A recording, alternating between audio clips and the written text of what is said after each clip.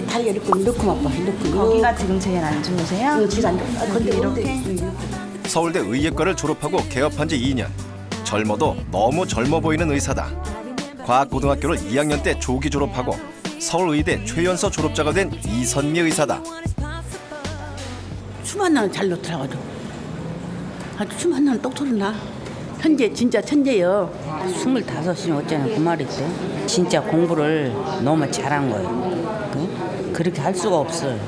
제 나이를 궁금해하시는 분들이 많은데 좀 나이가 어려요. 그래서 올해 나이가 25살이에요. 보통 사람들보다 한 걸음 빠르게, 한 걸음 더 높게 달려온 길. 그녀는 도대체 어떻게 공부했던 것일까?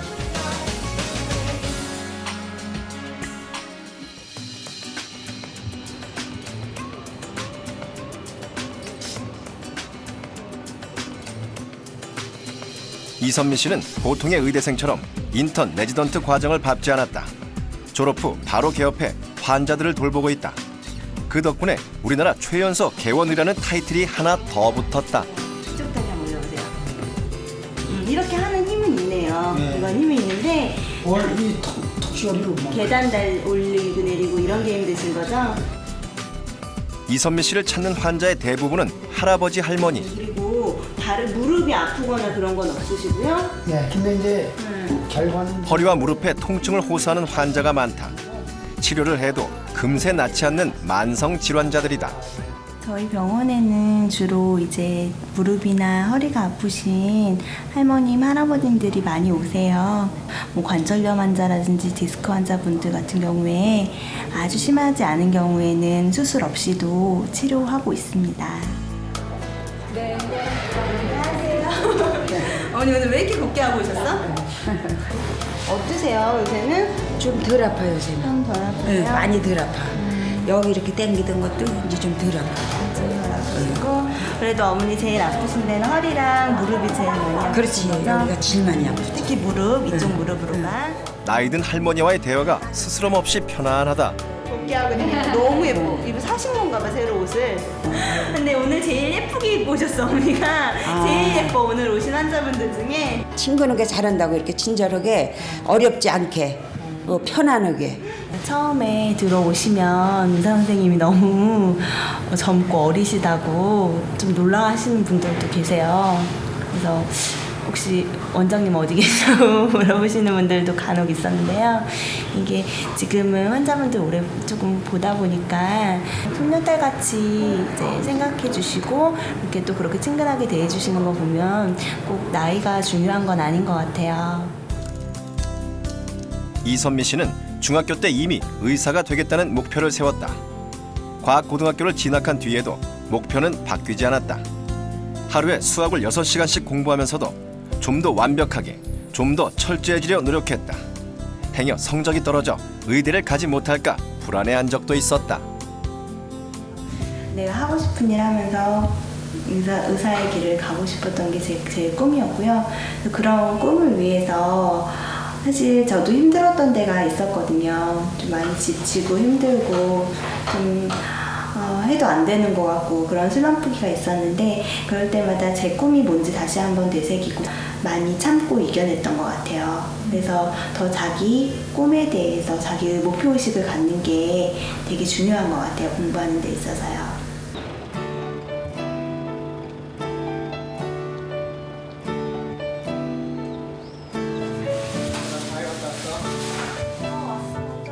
고등학생 과외 아르바이트를 하는 동생 이병철 씨. 괜찮았어. 누나 하나 물어볼 게 있는데 좀 와줄래? 명문대학에 다니지만 고등학생 때 풀었던 수학 문제는 가물가물할 때가 있다. 2x 플러스 1에다가 x가 되니까 3x 플러스 2가 되지. 근해 공식으로 풀면은 x, y 값이 구해지잖아. 근데 추가적으로 이 방법 말고도 조금 더 간단하게 할 수 있는 방법이 있는데 여기서 x의 5승보다 예를 들어서 더 큰 값을 원할 수가 있어. 이선미 씨가 고등학교를 졸업한 지 8년. 그런데도 어려운 수학 문제를 척척 잘 풀어낸다. 요약해서 갈 수 있는 걸로 좀 더 하면 좋겠다. 저는 어릴 때부터 답지 안 보는 습관을 되게 중요하게 생각을 했어요. 그러니까 답지를 보고 보고서 문제를 풀고 나면은 뒤에 돌아서면 금방 잊어버리더라고요. 어떤 문제 같은 경우에는 몇 시간도 잡고 있고 또 심지어는 며칠까지도 일주일까지도 한 문제를 가지고 문제를 자꾸 풀었어요. 그러니까 내가 할 수 있는 모든 방법을 생각해 보는 거예요. 이선미 씨는 문제풀이 방법을 스스로 찾아냈기 때문에 쉽게 잊혀지지 않고 지금도 풀 수 있다고 말한다. 우리는 실험을 해보기로 했다. 틀리더라도 못 풀더라도 고등학교 3학년 과정에 나오는 미분 문제다. 이선미 씨가 과연 제대로 풀어낼 수 있을까?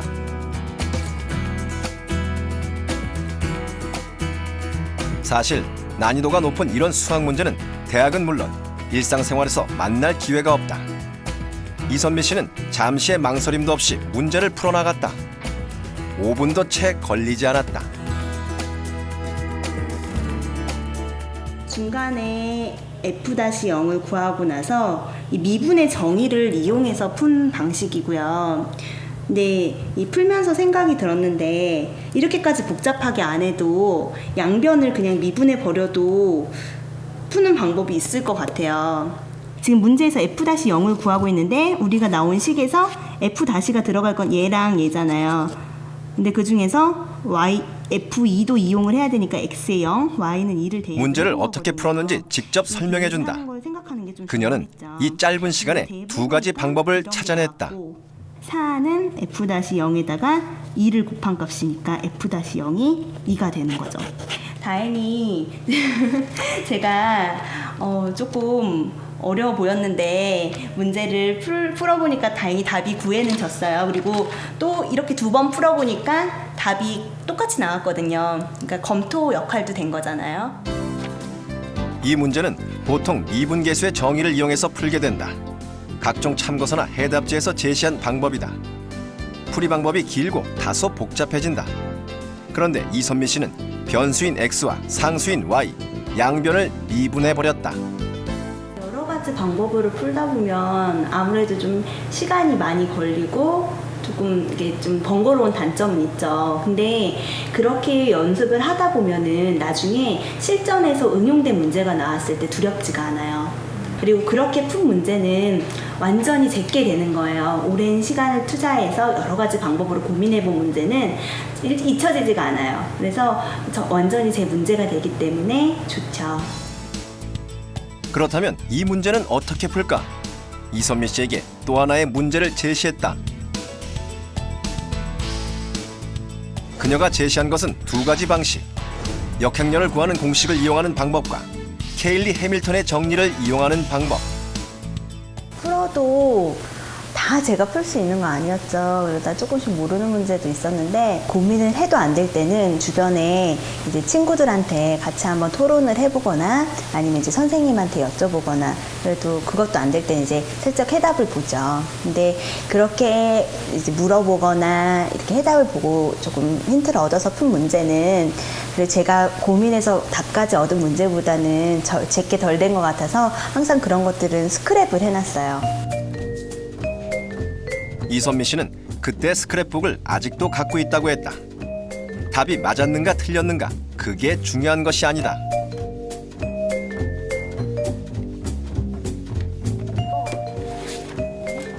여기 있네요. 시험에서 틀리지 않았다 하더라도 스스로 풀이 방법을 찾아내지 못한 문제들을 이렇게 따로 정리해 놓았다.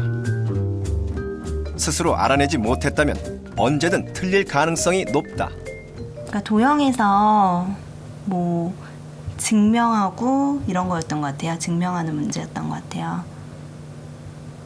이렇게 정리해놓고 한 번이라도 더 들여다보잖아요. 그리고 저는 보통 이렇게 정리해놓으면은 3-4번 다시 반복해서 보고 또 시험 전날 꼭 이렇게 제가 정리해놓은 거는 제가 조금 취약했던 문제니까 꼭 다시 한번 봤거든요. 그러니까 이렇게 비슷한 문제가 나왔을 때 틀리지 않죠. 새로운 단원, 새로운 문제를 접할 때마다 이선미 씨는 묵묵히 문제를 풀었다. 그래서 수학만큼은 지금도 자신 있다. 저희 과학고등학교에서는 수능 사탐 진도가 고등학교 3학년 때 끝나요. 근데 제가 고등학교 2학년 때 졸업할 때까지는 그 사탐 과목을 거의 다 이수를 하지 못한 상태였거든요. 사탐 과목이 저한테는 조금 더 많이 약했던 것 같아요. 그렇다면 사회탐구는 어떻게 공부했을까? 지금 수능 기출문제집이거든요. 그러니까 국사 과목 중에 수능에 나왔던 거, 그거는 그만큼 중요한 문제라는 거잖아요. 주로 이렇게 수능 기출문제집을 몇 번 사서 그것들을 먼저 책에다가 기출된 부분 표시하는 거를 먼저 했어요. 그래서 조금 더 문제를 먼저 보고 공부를 했죠. 저화라든지 그리고 박납의 폐단이라든지. 2학년 조기 졸업을 해야 했기 때문에 제대로 수업을 들을 수가 없었다. 공부할 시간도 부족했다. 이때 이선미 씨가 택한 방법은 기출문제를 통한 정리법. 기출문제집에서 빈도수가 높은 문제를 고르고 관련된 교과서 내용을 우선적으로 공부한다는 전략이다. 교과서를 먼저 보고 그것을 공부하고 문제를 푸는 보편적인 방법을 거꾸로 진행한 것이다. 책을 이렇게 쭉 보더라도 어떤 게 중요하고 안 중요하고 어떤 데가 출제가 많이 되었는지가 한눈에 알아볼 수 있게 된 거죠. 사탐 공부에 집중한 지 2개월.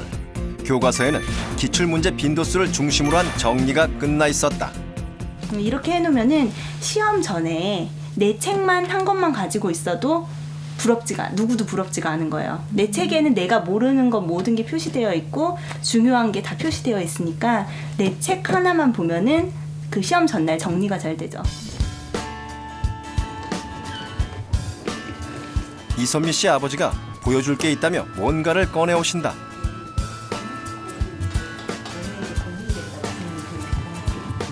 선미 서울대학교 지원할 때 자기소개서네. 공부는 이선미 씨가 열심히 했지만 그녀가 서울대 의예과에 조기 입학할 수 있었던 데에는 아버지의 도움이 컸다. 선미 생활기록 보관해 볼까? 고등학교 재학 당시 이선미 씨의 성적은 전국 99% 이내에 드는 최상위권이었지만 과학고에서 서울대 의예과로 조기 입학한 사례는 아직 없었다.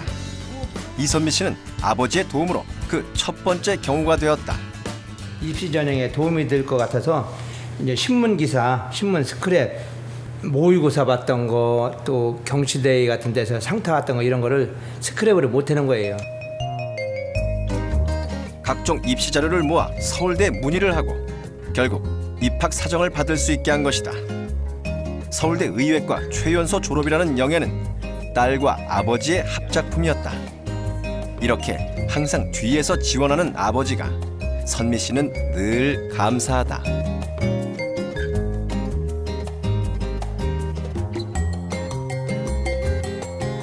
대학에 들어가고 나면 공부가 좀 수월해질 줄 알았다. 그러나 의대 공부는 고등학교 때와 비교할 수 없을 정도로 방대하고 어려웠다. 이제 의대 들어가면은 처음에 공부하는 해부학 책이에요. 제가 너무 좋아했었거든요, 해부학은. 뼈에 대해서 공부할 때 이 전체에 대해서 구멍과 이름까지 다 외워야 돼요. 이선미 씨의 책은 마치 고등학교 시절 교과서를 보는 것처럼 형형색색의 펜으로 중요도가 표시돼 있다. 방대한 양을 소화하기 위해선 중요도별로 순위를 정해 차근차근 공부해야 한다고 판단했다. 의대 같은 경우에는 오전부터 저녁 한 5시까지 매일매일 수업 시간이 9시부터 9시까지. 일반 대학교는 보통 이렇게 선택해서 하루에 한 3-4교시씩 듣잖아요. 의대는 아침 9시부터 저녁까지 이렇게 계속 수업이 있기 때문에 고등학교 같이 공부를 많이 해요. 공부하는 내용에 따라 방법도 달라져야 했다. 가장 어려웠던 것이 무조건 외워야 할 것들. 두개골만 해도 50여 가지가 넘는 명칭을 외워야 한다. 프론탈본, 글라벨라, 슈프라올비탈 로치, 올비탈 서피스, 네이잘본, 라크리말본, 자이고마틱본, 프론탈 프로세스. 일반인들은 한 번도 들어보지 못한 낯선 명칭들을 줄줄 외워나간다. 사실 평생 잊어서는 안 될 것들이다. 미들 네이잘 콘카, 인페리얼 네이잘 콘카, 보머, 그리고 만디블 라무스, 멘탈 프라멘, 멘탈 튜버클, 멘탈 프로투버런스 다 외웠어요. 도대체 이렇게 많고 어려운 것들을 어떻게 외워야 할까? 이 공부할 때도 저는 고등학교 때 그 공부했던 방법들을 많이 이용을 했어요. 펼친 거예요. 이런 거. 이선미 씨의 책에는 여러 가지 중요도 표시가 돼 있다. 이 중에서 가장 중요한 것은 노란색 표시다. 그리고 이것들은 기출 문제집에서 뽑았다. 특히 더 중요하다고 제가 표시해 놓은 것 같아요. 이 지금 이쪽에 있는 게 대부분 의사 기출 문제들이거든요. 뭐 이렇게 뭐 족보, 족보. 필기집 막 이런 것도 있네요. 이게 족보인데요. 고등학생들은 생소할 수 있는데 이게 대학 생활에서 상당히 중요한 것이에요. 족보는 그동안 시험에 출제됐던 문제들을 정리해 놓은 것을 말한다. 즉, 기출 문제집인 셈이다. 이선미 씨는 대학에 가서도 기출 문제를 중심으로 공부한 것이다. 기출 문제 빈도수에 따라 핵심 내용 정리할 것. 그 정리는 책 한 권에 모아 단권화로 만들 것. 고등학교 때 그대로였다. 그때 당시에는 많이 힘들긴 했었는데 이제 의대 공부할 거 앞으로 생각하면서 내가 그리고 왜 의대에 들어왔는지를 생각하면서 나중에 그리고 내가 좀 더 나은 의사로서 환자들을 대하는 그 나를 생각하면서 그러면서 공부를 할 수 있었던 것 같아요.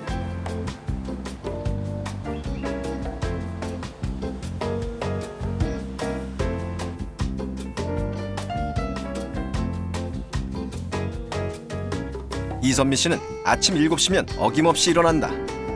고등학교 때 기숙사 생활을 했는데 그때 만들어진 습관이 아직까지 이어지고 있다.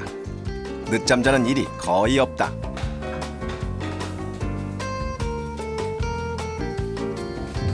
근데 원래 이 시간에 항상 일어나세요? 네.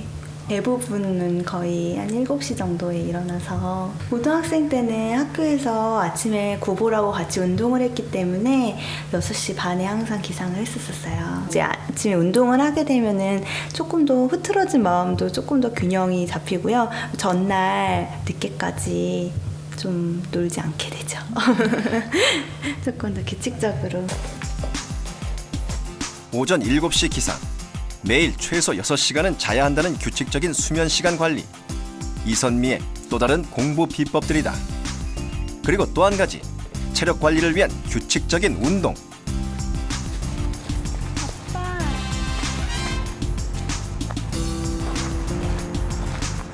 요즘 이선미 씨는 매일 아침 테니스를 친다. 병원에 출근해야 하는 빠듯한 시간이지만 거르지 않는다.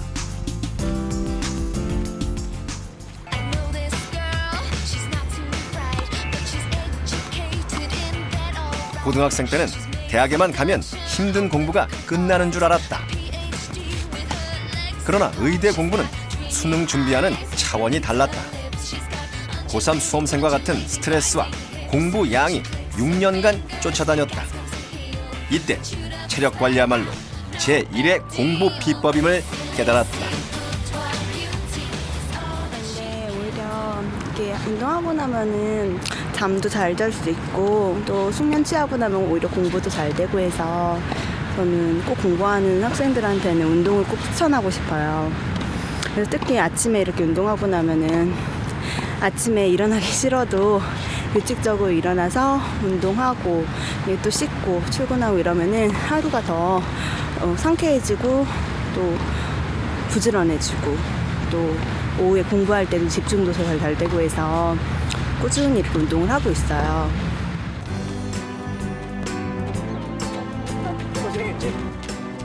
테니스를 처음 배울 때는 막막하고 재미도 없었지만 꾸준히 하다 보니 실력이 늘어가는 기쁨이 있다. 공부도 그렇다. 일정 궤도에 들어서면 재미가 난다.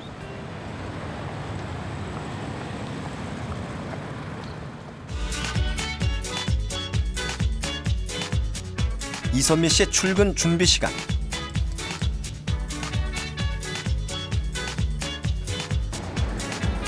오늘은 특별한 날이라 화장도 하고 요즘 젊은이들처럼 옷도 가볍게 차려입었다.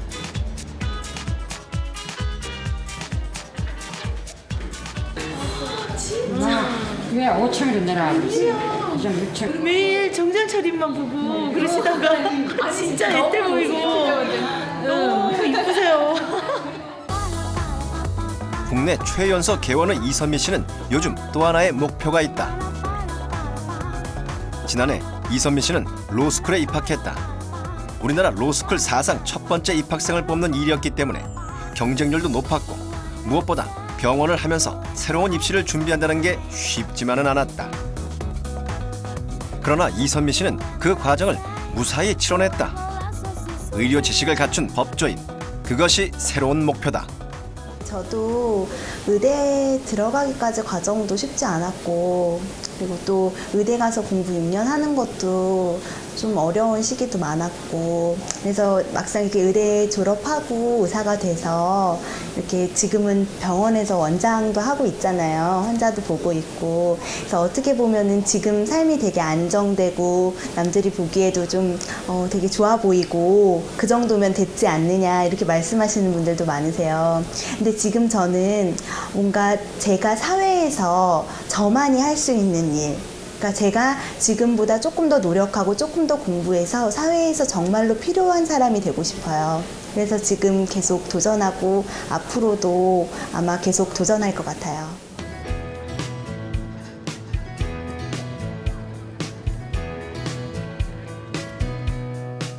병원에서 틈나는 대로 짬짬이 공부하고 진료가 끝나는 오후가 되면 학교로 나온다.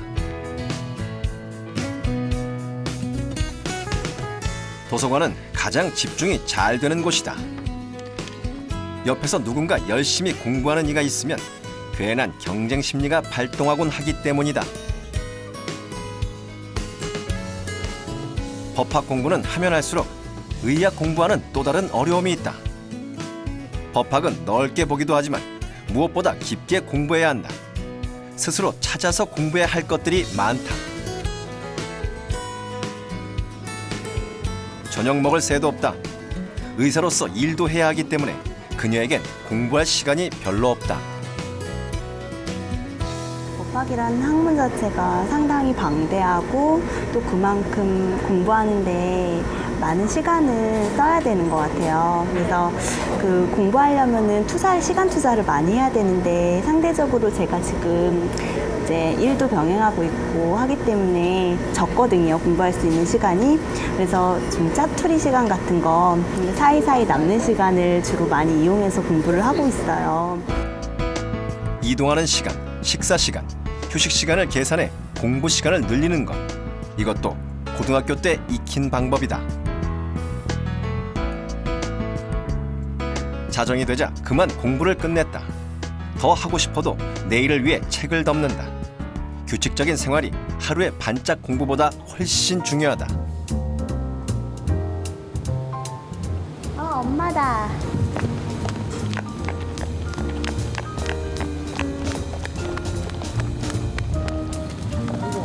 고생했지 공부하라고? 사람들 중엔 그렇게 공부가 좋으냐고 묻는 이가 있다. 하지만 아니다. 공부가 좋아서라기보다는 필요해서 열심히 하는 것뿐이다.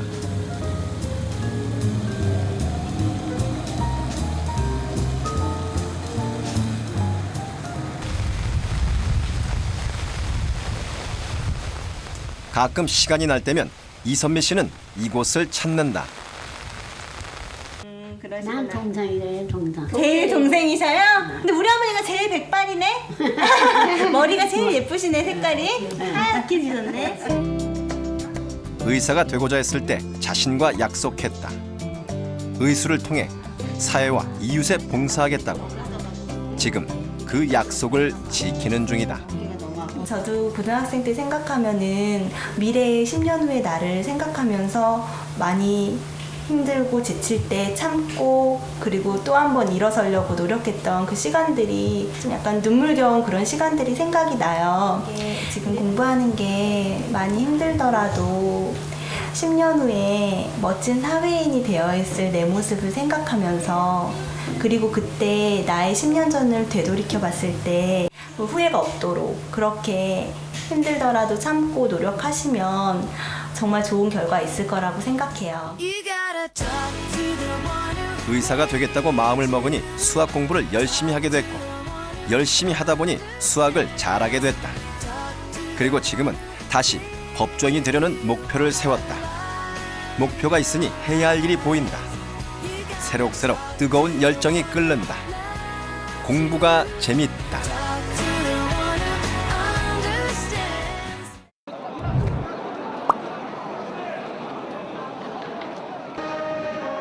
3년간의 고등학교 생활을 돌아보며 얼마나 열심히 살았는가 총정리하는 시간, 졸업식.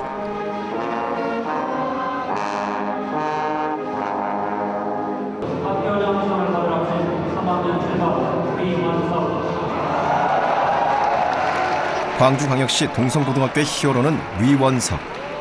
그가 상장과 큰 박수를 받은 것은 뛰어난 공부 실력 때문이다. 이과의 수석은 물론이고 서울대학교 수석을 한 학생입니다. 다시 한번 축하해 박수를.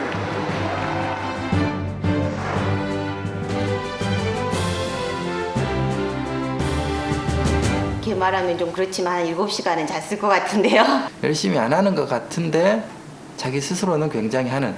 그러니까 서서 걸어 다니면서도 굉장히 머릿속으로 많이 정리를 한다라고 이야기를 하더라고요. 내가 지 방에 들어가면 탁 덮은단 말이죠. 그러면 상식적으로 그게 무슨 만화책이거나 예? 뭐 야동이거나 그래야 될 거 아니에요. 근데 가서 야 뭐야 보면은 뭐 공업수학 이런 거 풀고 있다가 들키죠. 위원석. 그는 과연 어떻게 공부했을까?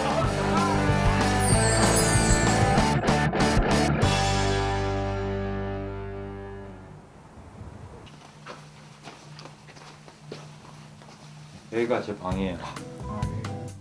수능이 끝난 뒤 원석이는 방을 말끔하게 정리했다. 수능 끝나고 버릴 거 책들이고요. 각종 참고서와 문제집, 고3 1년 동안 씨름했던 수능 관련 책들은 이제 제 역할이 끝났다. 책장이 절반 이상 비었다. 그런데 만화책은 아직 남아있다. 일본어로 된 만화책이 여러 권 눈에 띈다. 성인 한 달 평균 독서량이 0.8권이라는데 저는 만화책 빼면은 1년 평균 독서량이 0.8권이나 되나? 진짜 저는 소설이나 막 그런 거는 취미가 없는 건지 어떤 건지 아무튼 그런 건 못 읽겠어요. 심지어는 비문학 서적도 잘 못 읽고요. 더 자주 보는 책들은 저기 침대 머리맡에 있어요. 머리맡에 두고 매일 보는 책. 이제 오해하실지도 모르는데 이건 설정이 아니에요. 핸드북 사이즈는 아니고. 그건 다름 아닌 일본어로 된 수학책이다. 점심을 먹고 나자 공부를 해야 한다며 책상 앞에 앉았다.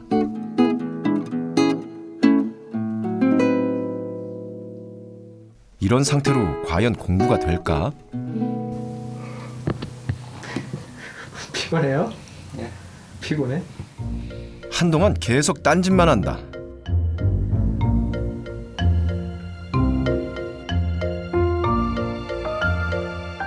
책에 눈을 맞추고 문제를 풀기 시작한 건 5분이 지난 뒤 방금 전까지 졸음 가득했던 눈빛이 달라졌다.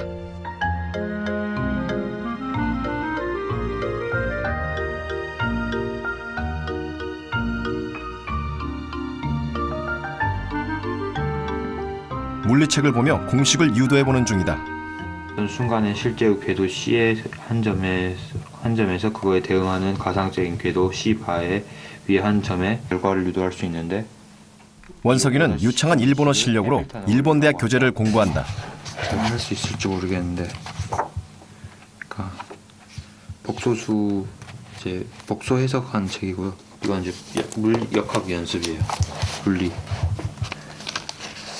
수학과 물리를 좋아하다 보니 일본 대학 진학을 꿈꾸게 됐고 일본어 또한 그래서 공부하게 됐다. 이공계 쪽에 관심을 가지면서 그냥 자연스럽게 알아보게 된 거죠. 위원석은 일반 고등학교를 다니면서 2009학년도 일본 도쿄대 물리학과에 합격했다. 더욱이 700명이 겨룬 국비장학생 선발고사에서 수석을 했다.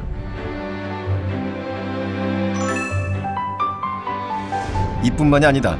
서울대 정시 모집에서 당당히 의예과 수석을 차지했다. 준비를 했는데 이제 저는 하나라도 붙어야겠다라는 생각으로 했었어요. 아, 그래요? 처음에. 주변 사람들이 좀 물어보기도 했었거든요. 어디로 갈 거냐고, 붙을다 붙으면. 근데 저는 그때마다 뭐 둘 다 붙을 리가 없다 막 그런 식으로 해가지고 그렇게 진지하게 생각을 안 해봤었어요. 그때. 원석이의 실력은 어느 정도일까? 우리는 수학 문제 하나를 준비했다. 먼저 동성고등학교 2학년 학생들에게 이 문제를 제시했다.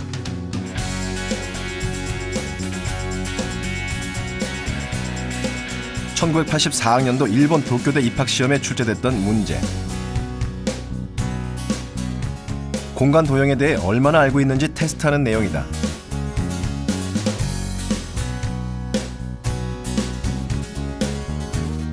고등학교라기보다는 대학교 한 3, 4학년도 수준이라고 볼 수 있겠습니다.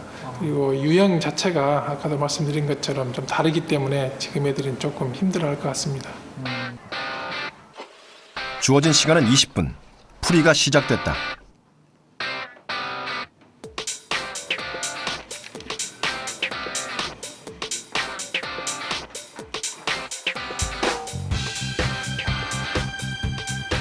좀 풀긴 했는데 정답인지 모르겠어요. 그러니까 유형이요. 저희가 수능 그런 유형이 아니라 그런 쪽인 것 같아요. 수능 유형이 아니라. 학생들 중에 어느 정도 푼 친구 있어요? 단 한 명도 정답을 찾지 못했다.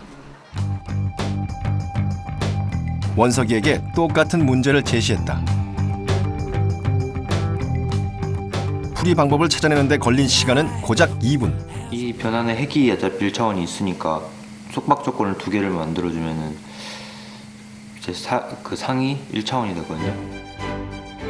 정답에 도달하기 위한 경로를 찾아낸 뒤엔 곧바로 풀이에 돌입.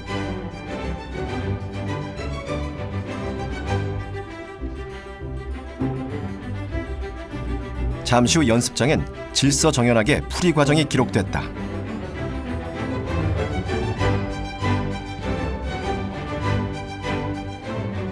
정확하게 답을 찾아냈다. 자신감이 중요한 것 같아요, 저는. 자신감. 이제 문제를 볼 때 자기가 풀 수 있다라고 생각하고 덤비는 거랑 아니 못 풀겠다라고 생각하고 덤비는 거랑 확실히 차이가 나거든요. 이제 자신감은 이제 공부를 열심히 하는 데서 오는 거고 다 이제 자기가 이제 알고 있다라는 확신이 드는 데서 오는 거고 여기 하는 거 중에 내가 모르는 소리는 없다, 아는 소리로 이루어져 있다라는 그런 확신이 있을 때 오는 거고 이제 그러려면 공부를 해야지 그런 확신이 생기죠. 원석이는 올해 수능에서 수학은 만점. 전체 4개를 틀렸을 뿐이다. 너는 네가 왜 공부를 잘한다고 생각하냐? 네 스스로. 네가 공부 잘한다, 이상하다. 네가 왜 운이 좋았던 거. 아, 겸손한 거 말고 그거 말고 두 번째로는. 아니 그러니까 뭐 내가 노력을 안 해도 그 자리까지 올라갈 수 있는 뭐였다고는 절대 생각 안 하거든. 항상 내가 공부를 관심이라도 계속 가지고 그쪽으로 마인드를 계속 형성을 하고 있었다는 사실이 그게 운이 좋은 거지. 중학교에 다닐 때만 해도 원석이의 성적은 그리 뛰어난 편이 아니었다. 공부보다는 노는 시간이 더 많은 아이였다. 그 공부 성적이 뭐 형편없이 나오고 그러니까 실질이 그때는 좀 뭐라고 했죠. 너 왜 이러냐. 많은 친구들이 그런 것처럼 게임도 즐겨했다. 공부는 학교 수업을 듣는 것이 전부였다. 열심히 해야 한다는 생각조차 없었다. 중학교 3학년 때 어쨌든 좀 공부를 열심히 했던 것 같아요. 그때는 갑자기 아이가 아침에 6시 학교를 등교를 하더라고요. 또 뭐 하러 가냐면 공부 좀 하려고 그러는데 저는 사실 믿기지가 않았죠. 그래서 엄마한테 저 혹시 PC방 가는 거 아니에요? 그랬을 정도로. 중학교 3학년 2학기. 원석이는 갑자기 오전 6시에 학교에 가기 시작했다. 교문이 닫혀 있으면 담을 넘기도 했다. 제가 제 스스로를 생각해 볼 때 진짜 의지도 없고 매일매일 무기력하게 막 그렇게 하는 대로 살고 뭐 공부고 뭐고 하지도 않고 그래가지고 어느 날 생각해 보니까 제 자신이 무지 막 한심하고 좀 슬픈 거예요. 이제 그래가지고 이제 공부까지는 아니더라도 일단 부지런해져 보자라는 생각으로 일단 아침에 6시쯤 이제 일어나가지고 학교를 갔었거든요. 아침 일찍 등교하기 시작한 그때 원석이에겐 어떤 변화가 일어났을까? 원석이 이리 와. 원석이 이리 와. 그를 기억하는 많은 선생님들이 대학 입학을 축하해 주셨다. 잘했네. 아주 열심히 했네. 중학교 때도 아주 열심히 하던데. 아주 저기에서 힘없이 하는구나. 선생님들은 원석이의 성적이 크게 올랐다고 한다. 도대체 얼마나 달라졌는지 확인해 봤다. 특히 이제 2학기 때 성적이 갑자기 이제 이렇게 많이 올랐지. 3학년 1학기 국어의 경우 전교 51등. 그런데 놀랍게도 2학기에 가면 1등이 된다. 갑자기 오르는 경우는 드문 일입니다. 예, 대부분이 1등을 하더라도 2등과 아주 근소한 점수 차로 1, 2등을 했습니다만은 위원석이처럼 2등과도 상당한 격차를 두고 1등을 한다고 하는 것은 드문 일입니다. 예. 학교에 일찍 오면 다 그렇게 성적이 오르는 걸까? 어디가? 사실 처음부터 공부가 잘 된 건 아니었다.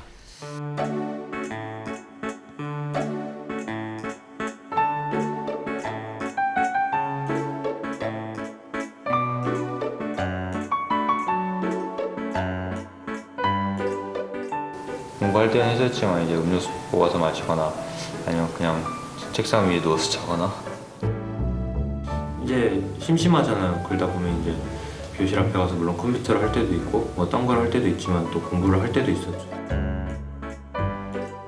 깨우지도 않았는데 6시 되니까 일어나서요. 이제 자고 있으면 와서 밥 달라고 그럴 때도 있고 어쩔 때는 혼자 챙겨 먹고 가고 없어요. 엄마 갈게요. 그리고 나가보면 없어요, 애가. 제가 아침에 뭘 하나 그랬죠. 근데 처음 한 며칠 그러다 말겠지 그랬었어요. 근데 정말로 매일 그러는 거예요. 처음엔 무엇을 해야 할지 몰라 방황했지만 매일 거르지 않고 일찍 나오다 보니 책이 손에 잡혔다. 불과 2달 만에 원석이는 완전히 공부에 빠져들었다.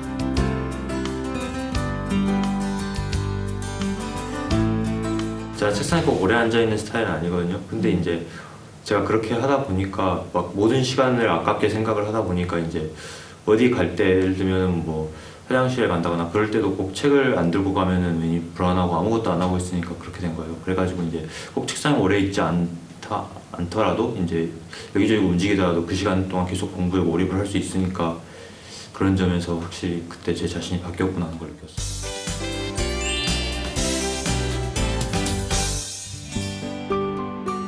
공부에 관심을 갖고 수업에 열중하다 보니 모르는 부분이 분명하게 보였다. 그건 1, 2학년 때 놓친 부분들이었다.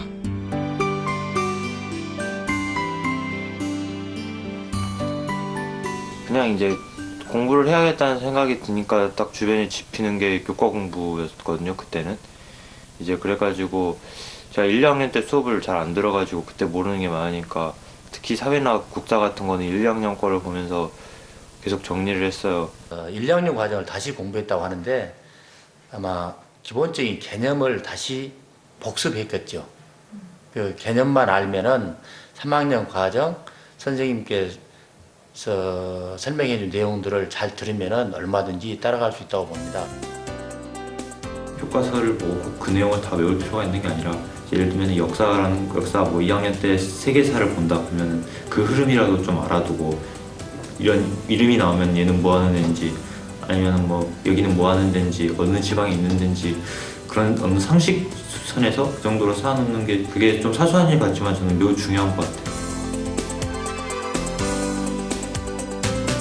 일단 이걸 안 하면은 내용을 알 수가 없으니까 3학년 걸 해도 의미가 없다라는 생각을 좀 했었고요. 또 부끄럽고 좀 그랬지만은 그래도 이걸 안 하면 안 된다라는 생각 가지고 그냥 했었어요.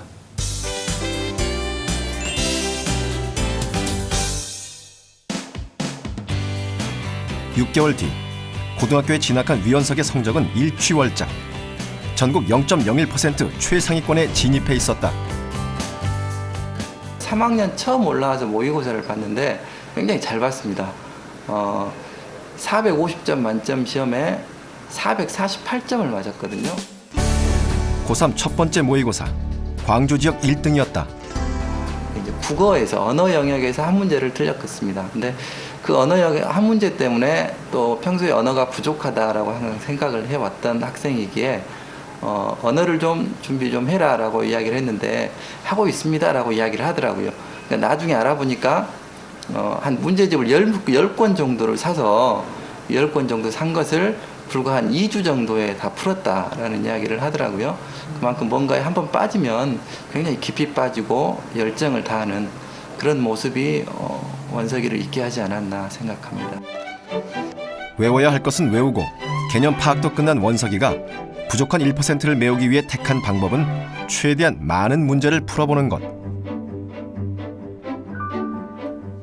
문제 많고 해설 잘 돼 있고 그런 거 고르죠. 문제 많은 거? 네, 해설 잘 돼 있고 각 문제 수는 이제 가격 대비로 따지는 거고 해설은 무조건 잘 돼 있는 걸 사야죠.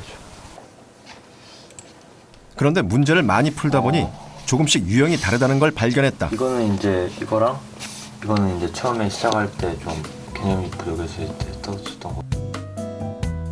마침 고2 때부터 일본 대학에 진학할 계획을 세웠던 원석이는 적극적으로 일본 교재에 도전했다.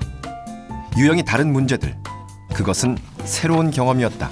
그런 거긴 한데 그러니까 문제가 막 수능처럼 막 짧게 나와가지고 막 한 2-3분 동안 풀 수 있게 막 답은 1부터 1000까지 0부터 999까지 중에 하나로 나오는 게 아니고 막 본고서식으로 문제를 아예 풀어가지고 풀이 과정이랑 같이 답을 쓰게 돼 있는데 일본 대학 입시 수학 문제의 경우 제시문 하나에 3가지 답과 풀이 과정을 쓰는 형식이 많다. 처음엔 어찌 풀어야 할지 난감하기만 했다. 너무나 어렵게 느껴졌다. 그러나 유형이 다르다는 건 접근 방법의 차이일 뿐. 그 속내를 들여다보면 이미 다 배운 것들이 대부분이다. 문제를 풀 때마다 자신감이 늘어났다.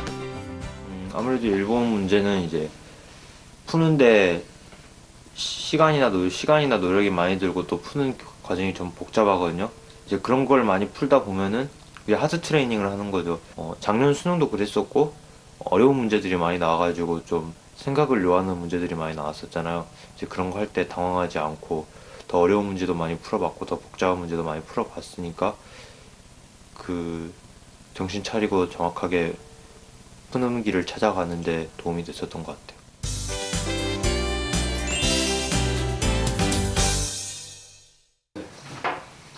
요즘 원석이를 가장 부러워하는 사람은 동생 위원우. 6의 약수가 1, 2, 3이잖아. 열심히 공부를 해도 형만큼 성적이 나오지 않는다. 하루 24시간 주어진 시간은 똑같은데 무슨 차이가 있는 걸까? 이게 중앙이고. 제가 볼 땐 공부를 뭐 이렇게 이만큼 뭔가 열심히 하지만 서울대 수사갈 정도로 공부를 하지 않기 때문에 솔직히 나오는 결과를 보면 불공평하구나 그렇게 생각할 때도 있지만 확실히 형은 남들이 오랫동안 할 양을 집중해서 단계에 끝내니까 그런 게 가능하지 않나. 원석이는 매일 하루 공부 분량을 정한다. 이제 하루에 이만큼을 풀겠다. 또 그래가지고 이거 공부를 한 날엔 또 그 다음에 이만큼을 풀고 이만큼을 풀고. 이때 중요한 것은 자신이 소화할 수 있는 양을 적당히 조절하는 것. 계획을 꼼꼼히 세울 필요는 없고 이제 그러다가 너무 꼼꼼히 세우면 피곤해지고 막 또 융통성이 없어져가지고 막 다 통째로 막 흔들리고 하니까 사실 계획을 막 그렇게 꼼꼼하게 세울 것까지는 없는 것 같아요. 여기가 책상인데요. 네, 아버지가 공부하라고 사주긴 했는데 사주시긴 했는데 공부는 저기 주로 학교 갔다 오면 침대에 누워서 하죠. 들어가지고 했죠. 이렇게 배 깔고 이렇게. 아니 이렇게 하면 보통 집중력이 잘 안 된다고 사람들이 막 그러는데. 이것이 학교에서 돌아온 뒤 원석이의 공부 자세다. 좀 있죠. 대부분 그런 공부를 집에서 이런 식으로 해요? 팔이 아프면 이렇게 놓았을 때. 팔이 아프면 보통 2분에서 3분 단위로 자세를 바꾼다. 학교에서 충분히 책상에서 하고 있고 이제 막 피곤하고 체력도 고갈되고 그러니까 집에 와서까지 책상에 앉아가지고 공부할 여력은 없고 그냥. 억지로 책상 앞에 앉아 있는 것보다 집중력을 높일 수 있다면 침대라도 상관없다고 판단했다. 제가 사실 그 이제 제일 신경을 쓴 부분이 자기 관리인데요. 뭐 매일 밤 12시에 자가지고 7시에 일어나는 식으로 7시간씩 충분히 자면서 그런 수면 시간 관리나 또 아니면은 매일 밥을 일정한 시간에 먹고 또 아침밥은 꼭 먹는 그런 식사 관리나 또 너무 컴퓨터나 막 다른 행동을 너무 많이 해가지고 신체 리듬을 깨는 그런 행동 관리 같은 거를 계속 꾸준히 그 3학년 동안 열심히 해가지고 그러면서 제 몸의 컨디션을 버리지 않고 계속 좋은 컨디션으로 유지하는 그런 거에 신경을 많이 썼던 게 진짜 제가 뭐 시험 볼 때 전에 특히 그랬고 또 공부도 계속 그렇게 좋은 컨디션으로 한 게 진짜 많이 도움이 된 것 같아요. 마음이 즐거우면 능률은 배가 된다. 원석이는 가장 편하고 재미있게 공부하는 방법을 찾았다.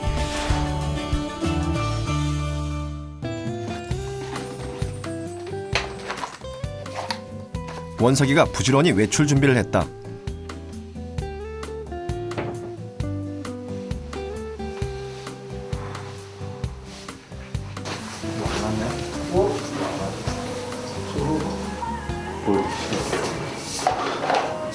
샀던 거야? 네, 옛날에. 댓글 꼬아주세요. 네. 이게 너무 큰 거 같아. 동생의 말 한마디에 옷을 갈아입고 만다. 신경 많이 쓰네요. 네? 응? 아니야.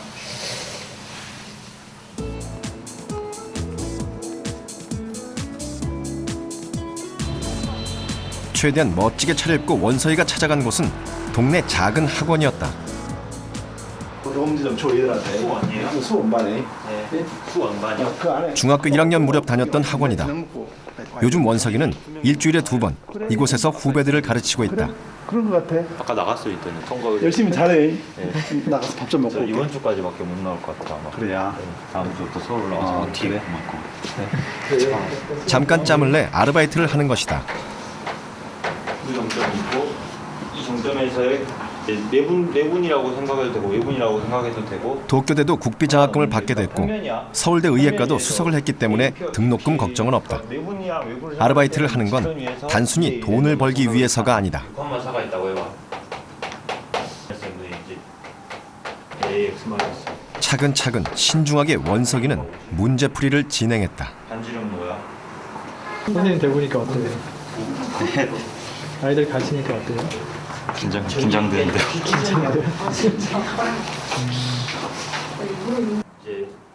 다 아는 내용도 가르치다 보면 새롭게 보일 때가 많다. 가르치면서 내가 혹시 뭐 부족했던 부분이 있나 그런 좀 뭐 멘토링도 해볼 수 있고 수학을 보는 관점이 똑같은 내용을 보는 관점이 여러 가지가 있을 수 있잖아요. 근데 꼭 그냥 한두 가지 관점에서만 보다가 또 새로운 관점을 보게 되는 것 같아요. 가르치다 보면.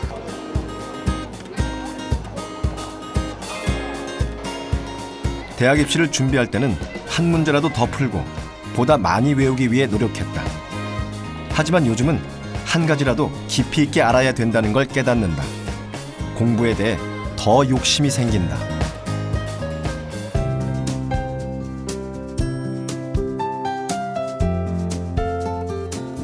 현재 원석이는 도쿄대 물리학과로 진학할 것이냐, 서울대 의예과로 갈 것이냐, 중대한 선택의 갈림길에 서 있다. 여기 앉을까? 원석의 결정이 늦어지자 부모님도 걱정이 많아졌다. 확신을 갖고 공부를 해야 할 텐데 네가 이제 어떤 지금 선택을 못하고 있는 것은 좋은데 나중에 선택 후에 또 자꾸자꾸 미련이 생기거나 네가 어떤 그 확신이 안 생기면 그것도 걱정이야. 그러진 않지? 언제까지 결정해줘야 되는 거야? 거기 일본, 거기 동명대 몰라? 응? 생각할 수 있는 시간이 많지 않다. 엄마는 엄마니까 이제 우리 아들이 이제 엄마는 그래 일본 뭐 동경대하고 서울대하고 두 개 중에서 어떻게 엄마는 구별을 하냐면 아들이 엄마하고 가깝게 있는가 멀리 있는가 정말 그거밖에 차이가 안 나. 그래서 엄마 아빠가 탁 찍어줬으면 좋겠냐? 너 여기 가라. 그건 아니지. 네가 결정하고 싶지. 어떤 기준으로 결정해야 후회가 없을까?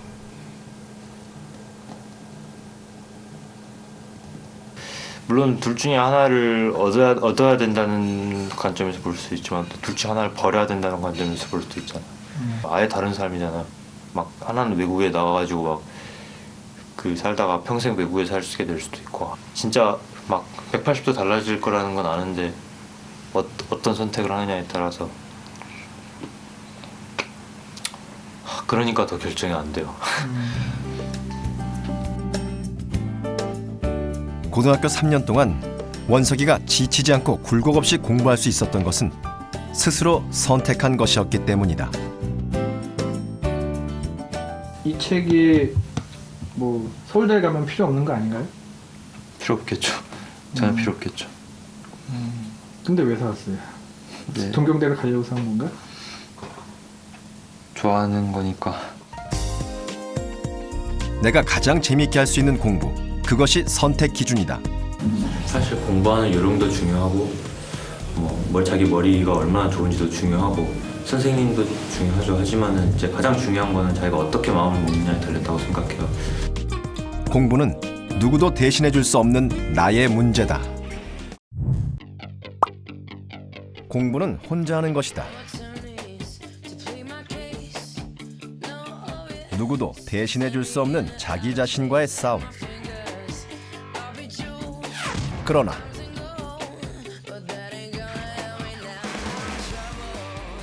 공부는 함께하는 것이기도 하다. 어떻게 함께할 수 있는 것일까? 수업 시간에 필기한 거 서로 같이 돌려. 모르는 문제 있으면 서로 물어보면서 공부해요. 저희는 독서실 다니면서 공부해요. 네, 서로 모르는 거 같이 공유할 수 있어서 좋은 것 같아요. 함께하면 더 효과적인 공부법. 똑같이 쓰고, 똑같이 보고, 똑같이 느껴라. 무엇이든 같이 하는 쌍둥이 형제 공부 비결. 지금 만나보자.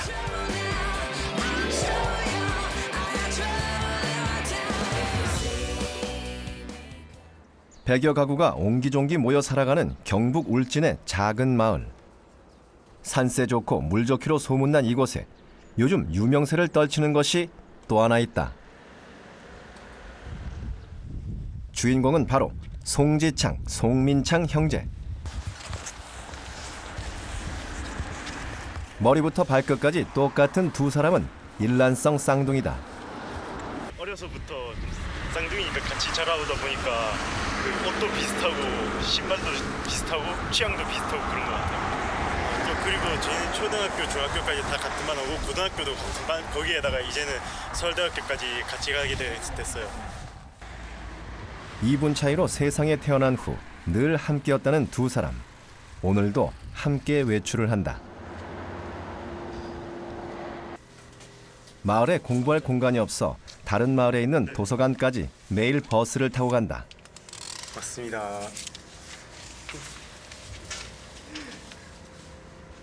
하루에 몇 대 안 다니는 버스를 놓치지 않기 위해 서둘러 길을 나섰는데 쌍둥이를 향한 사람들의 시선이 느껴진다. 아들 쌍둥이 둘 형제가 희한해. 누가 형이요? 제가 형이고요. 얘가 동생이고. 기분 좋지요. 서울도 아무나 더 간 줄 아니게요. 나도 서울 사다 왔는데. 머리가 천재고 정말로 영준아 학원도 안 다니고. 꼭 닮은 겉모습 때문에 늘 관심을 받아왔던 두 사람. 서울대학교에 나란히 입학했다는 사실이 알려지자 쌍둥이를 향한 관심은 더욱 커진 듯하다.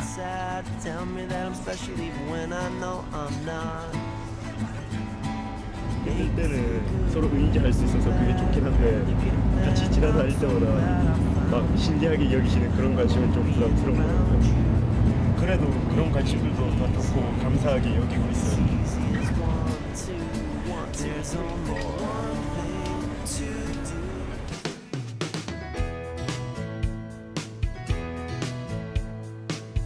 입시가 끝났지만 친구들과 모여서 영어 공부를 하고 있는 지창군과 민창군. 그런데 보고 있는 문제집도 손에 쥔 연필도 똑같다. 생김새뿐 아니라 공부하는 습관까지 똑 닮은 쌍둥이가 친구들은 신기하다. 보통 보통 쌍둥이들은 쌍둥이라도 좀 다르게 행동하는 사람들이 많잖아요. 근데 지창이 민창이는 쌍둥이라도 좀 유별난 쌍둥이라서 좀 서로 같이 하는 것도 많고. 민찬이가 자거나 이러면 지창이가 너 왜 자냐, 자지 마라 이렇게 깨워주고, 뭐 지창이가 또 피곤해하면 민찬이가 또 일어나서 막 그러고, 그러니까 둘이 좀 서로를 감시하면서 격려도 해주고 좀 이런 그런 관계인 것 같아요. 일단 가장 제일 친한 친구보다도 쌍둥이라는 건 또 혈연 관계이기도 하고 제일 터놓을 수 있는 제일 친한 사이잖아요. 그래서 저희는 공유할 수 있는 것도 많고 또 그래서 시너지 효과를 더 많이 최대한으로 발휘해서 공부에도 많이 도움이 되는 것 같아요. 어려서는 언제든 함께 놀 수 있는 가장 친한 친구였고 학교에 다니고부터는 전교 1, 2등을 다투며 선의의 경쟁자로 서로를 의식했던 쌍둥이 형제. 이제 고등학교를 졸업하고 집을 떠날 날이 얼마 남지 않았다.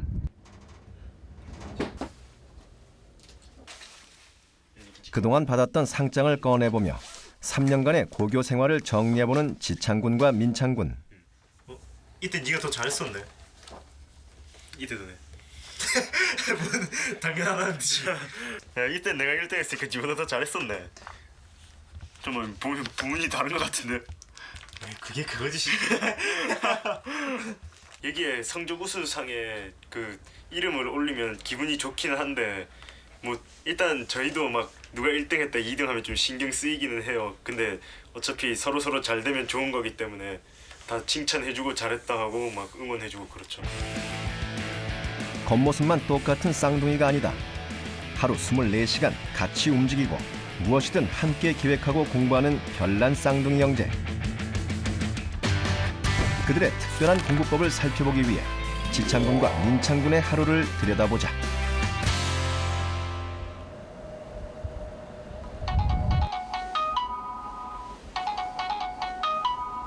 고교 3년 내내 하루를 시작하는 시간이 일정했다는 쌍둥이 형제. 새벽 5시에 울리는 알람 소리를 듣고 먼저 일어난 사람이 아직 일어나지 않은 사람을 깨운다.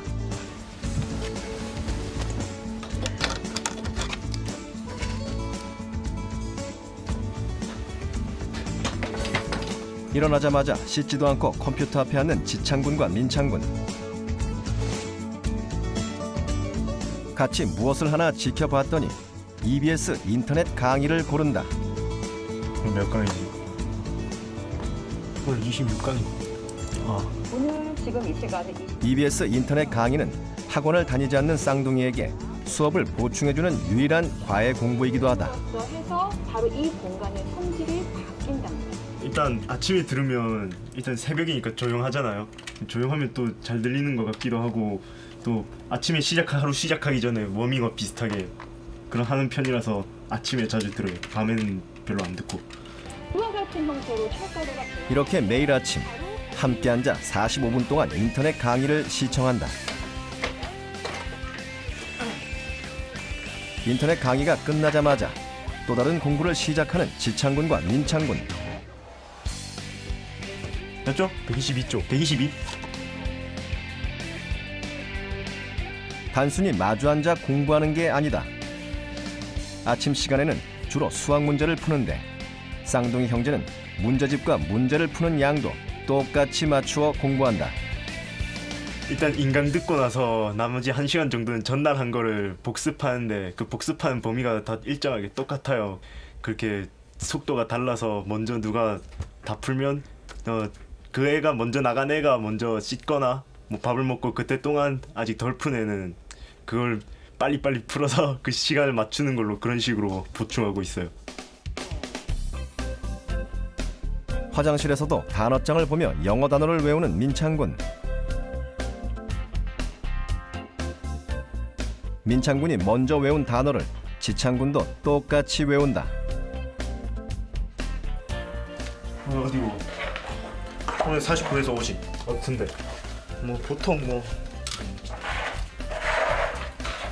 일단 저희가 같이 딱딱 맞춰서 하는 걸 좀 공부할 때 그런 걸 좀 추구했어요.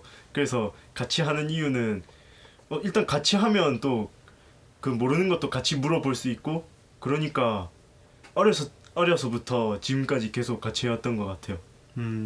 또 제 생각에는 일단 사람이 2명이다 보니까 또 지식도 2배란 말이에요. 그럼 복습 효과도 엄청나고 일단 지식의 양도 다 2배가 되니까 함께 공부하면 그런 식으로 더 도움이 많이 되는 것 같아요. 똑같이 공부하는 것을 원칙으로 하다 보니 동일한 문제집이 2권씩 필요한 쌍둥이 형제. 책가방도 혼자 챙기는 법이 없다. 뭐 챙길래? 오늘 화투 들었으니까 화투 챙겨야 될 것 같은데.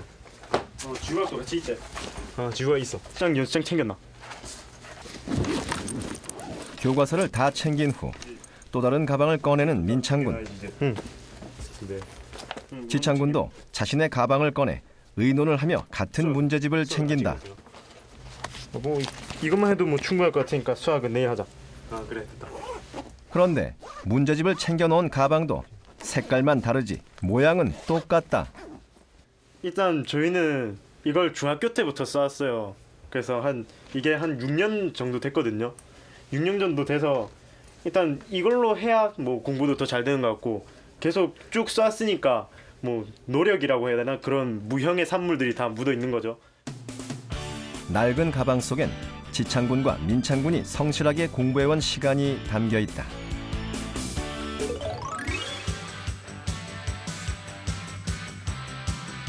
동해안 어촌마을에 자리하고 있는 후포고등학교. 전교생 300여 명 규모의 작은 학교지만 배움에 대한 열기는 뜨겁다. 3년 내내 최상위권 성적을 유지해온 쌍둥이 형제. 수업을 듣는 태도가 눈에 띈다. 선생님 말씀을 하나도 놓치지 않고 받아 적기 위해 애쓰는 2사람. 단순히 교재에 빈칸을 채우는 것에 그치는 것이 아니라 필기 내용을 머릿속에 넣기 위해 집중한다. 그럼 나머지 그림도 다 따라 그리실 수 있죠?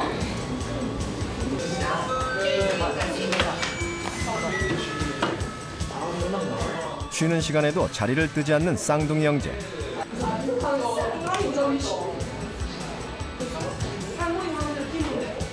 각자 자신이 필기한 것을 다시 한번 읽어보며 복습한다.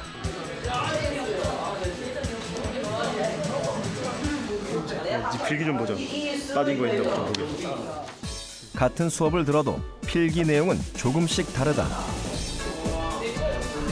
이때 서로의 필기를 보며 자신이 놓친 부분이나 상대가 중요하게 생각하는 포인트를 다시 한번 살핀다. 이렇게 서로의 필기를 옮겨 적는 시간은 5분이면 충분하다.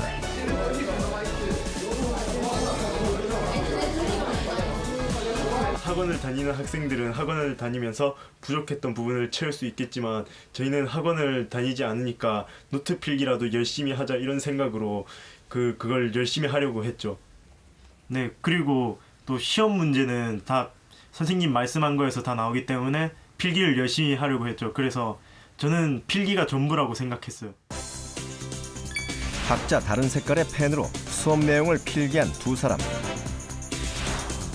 지창군의 필기를 민창군이 옮겨 적고 민창군의 필기는 지창군이 옮겨 적었다. 이런 식으로 보충을 하다 보니 수업 내용은 2배로 풍성해지고 복습의 효과도 더해졌다.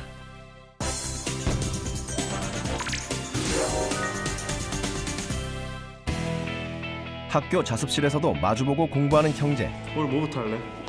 지우가 먼저. 지창군과 민창군은 한 문제씩 풀고 의논하며 정답을 도출하는데 보통 문제를 풀 때 한꺼번에 여러 문제를 풀고 정답을 확인하는 것과는 다른 방법이다. 같은 문제를 동시에 푸는데 정답이 쉽게 찾아지는 경우는 의논하지 않고 다음 문제 풀이로 넘어간다. 하지만 문제가 어렵거나 정답이 헷갈리는 경우 또는 서로가 생각한 정답이 다를 경우에는 반드시 의논의 절차를 거친다.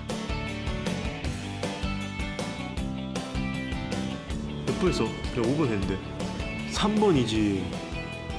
전형력은 오른쪽으로 가는 거니까 동쪽하고 서쪽 맞는 거 같은데. 여기 적도니까 여긴 남반구잖아. 아 맞네, 남반구네. 토론한 후에 하나의 정답을 고른다. 이제 다음 문제 풀자. 일단 한 문제씩 하고 한 문제씩 풀이하는 게 언뜻 보면 정말 비효율적으로 보일 수가 있어요. 하지만 저희는 그렇게 하면서 바로바로 모르는 게 생기면 물을 수 있어서 그게 공부하는 데 도움이 많이 됐던 것 같아요. 시간은 좀 오래 걸릴지라도. 쌍둥이 형제는 모르는 문제를 그냥 넘어가는 법이 없다. 야, 내 기억은 답했는데 답이 없어. 나 디귿했는데 답 없는데. 니네 디귿했어. 니은하고 리은은 확실히 아닌 것 같은데. 그럼 니 기억은 왜 맞다고 했어? 기억은 충의 위치니까 충의 위치에서는 역행을 하니까 역행에서는 적경이 감소하는 게 맞지. 아닌데 증가인데 적경 증가인데. 해설지 좀 찾아봐야겠다. 머리를 맞대어도 정답이 하나로 모아지지 않으면 그 자리에서 해설지를 보고 답을 확인한다. 아니 봐라, 역행하면 적경 감소 맞네. 아 맞네. 그럼 이제 다음 문제 가자. 자신의 것으로 완벽하게 소화할 때까지 하나의 문제를 파고든다. 이때 혼자서 고민하는 게 아니라 함께 생각을 공유하는 게 중요하다. 한 문제 풀고 의논하는 방법은 특정 과목에만 해당하는 게 아니다. 쌍둥이 형제는 전 과목을 의논하며 공부했다. 저희가 한꺼번에 많은 문제를 풀고 또 한꺼번에 풀이를 하고 그런 식을 안 해본 건 아니에요. 근데 그걸 하다 보니까 일단 다 풀고 났을 때 딱 문제를 한 문제 풀면 의문점이 생겼는데 또 계속 문제를 풀다 보면 그 앞에서 생겼던 의문점이 갑자기 기억이 안 나고 이런 현상들이 많이 있어서 한 문제씩 하고 한 문제씩 하다 보니까 그게 많이 줄어들어서 더 오히려 공부에 도움이 되었던 것 같아요. 그런데 공부하는 책상 위에 무언가가 놓여 있다. 이건 좀 중요한 것 같아. 그래서 좀 쪽지로 좀 만들자. 그럼 닌 그거 만들어라. 난 어려웠던 개념 적어놓을게. 공부를 하다가 다시 봐야 할 것 같은 중요한 개념이나 문제가 있으면 쪽지로 만든다.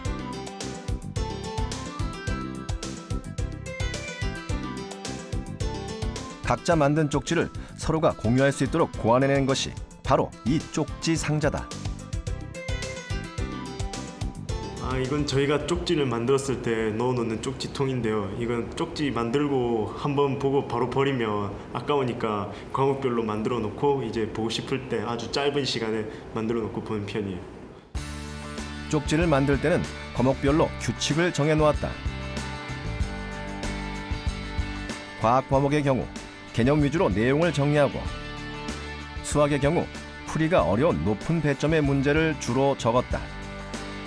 영어는 독해를 하다가 나오는 모르는 단어 위주로 적었다. 점심시간이나 쉬는 시간 같은 자투리 시간에 쪽지를 꺼내보며 공부를 한 두 사람.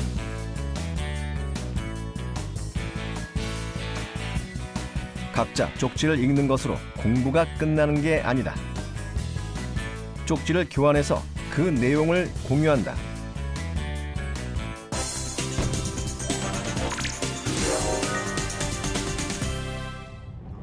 집에서 학교까지 걸리는 시간은 약 30분.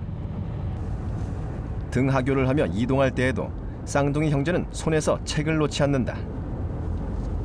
혹시나 했는데 역시나 같은 책이다. 이런 모습을 지켜보는 게 어머니는 익숙하다. 차 안에서는 눈도 많이 나빠지고 해서 좀 쉬었으면 좋은데 항상 뭐 열심히 하니까 제가 안쓰러워도 그냥 기특하고 사랑스러워요. 그냥. 54. 같은 내용을 한번 훑어본 후 서로에게 질문할 준비를 시작한다. 그럼 뭐가 더 증기압력이 높겠노? 농도가 낮은 게 더 증발이 더 잘 되니까 증기압력이 더 높겠지. 주로 질문하는 건 개념을 확인하거나 상기시켜 주는 건데 저는 답만 던지고 그냥 가만히 있는 게 아니라 그 답을 들으면서 저도 상기시키면서 같이 복습하고 있어요. 몰라서 묻는 게 아니라 아는 것을 확인하기 위한 질문을 던진다. 더 증발 속도가 느리지. 용질이 용매에 들어가면 증발되는 면적을 좀 줄어들어가지고 그게 증발이 느려질 수도 있고, 또 용질이 들어가면 질문을 한 사람도 답을 같이 떠올리며 듣는데 그 과정에서 의문이 생기면 계속해서 서로에게 질문을 던진다. 점 내리면 거의 몰랄농도랑 관련이 있나? 응, 그렇지. 하지만 둘이서 해결하지 못하는 궁금증이 남아있을 때가 있다. 그럴 때는 선생님을 찾아가 질문하는데 쌍둥이 형제는 이 학교 선생님들 사이에서 집요하게 질문을 던지는 학생으로 소문이 나 있다. 이것도 답인 것 같은데 왜 그런지 잘 모르겠어요. 이 부분이 왜 답인 것 같은데? 여기 이 내용에서 쉽지 않음을 어디에서 발견해야 될지 잘 모르겠어요.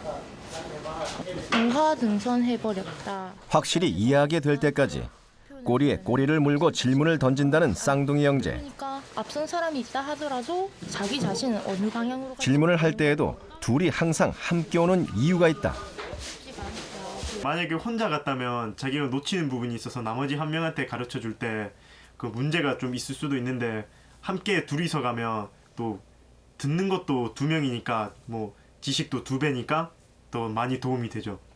선생님하고 항상 그 의사소통을 하려고 애를 써요. 그 선생님이 가까이 다가갈 수밖에 없지요.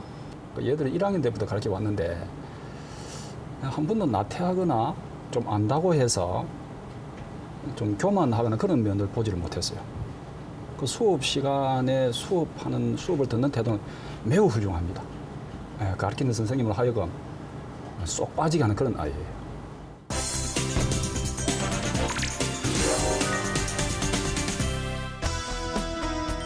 쌍둥이 형제가 함께 공부할 수 있는 원동력은 서로를 이끌어주려는 마음에 있다. 하나 좀 물어볼게. 뭔데? 자, 바래. 여기 보면 여기에서 검은색 행성에서 이렇게 검은색 행성 여기까지 올 때 시간이라 여기에서 이 하얀색 행성에서 이렇게 올 때까지 시간이라 같나 이게? 같지 않나? 같다고. 그래서 잠깐만 여기 보면 태양과 행성을 잇는 직선이라고 돼 있어. 야, 같은 면적이니까 같은 거 같은데. 그러니까 이렇게 딱 같은 문제를 풀어도 이해도가 다를 수밖에 없는 쌍둥이. 한 사람도 문제를 포기하지 않도록 서로를 자극하기도 한다. 아, 맞네. 그러니까 좀 자세히 좀 보고 오라고 좀. 근데 저희는 평소에 경쟁을 하려는 그런 마음이 아니거든요. 뭐 예를 들면 게임에서도 경쟁을 안 하려고 하거든요.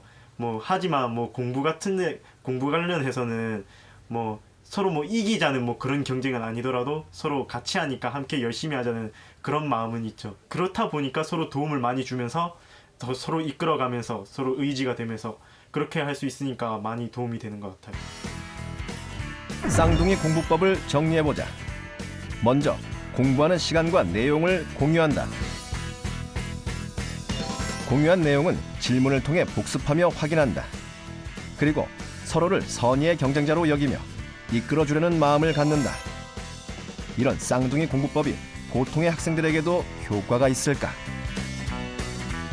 이 혼자 공부하는 거가 잘 습관이 안 돼 있고 또 자신이 없었는 친구들은 누군가 옆에서 같이 공부해주면 훨씬 더 도움이 되겠죠. 그게 자신과 마음에 맞는 친구라면 더더욱 좋을 것 같아요. 그래서 혼자 할 때보다 누군가 더불어 공부하면은 그렇게 실천력도 조금 더 높일 수 있고 또 서로 배울 수 있는 이런 그 기회도 될 수 있고, 근데 전제 조건은 일단 두 사람이 공동의 목표를 가지고 있어야 된다는 거예요. 그래서 그것을 서로 중요하다고 인식을 하고 그 목표 때문에 우리가 무엇을 할 것인지 또 공통의 계획을 세워서 그 계획을 같은 의지를 가지고 실천할 수 있을 때 그때 비로소 시너지 효과라는 것이 발생하고 함께 공부하는 그 장점들을 경험을 할 수 있을 것 같습니다.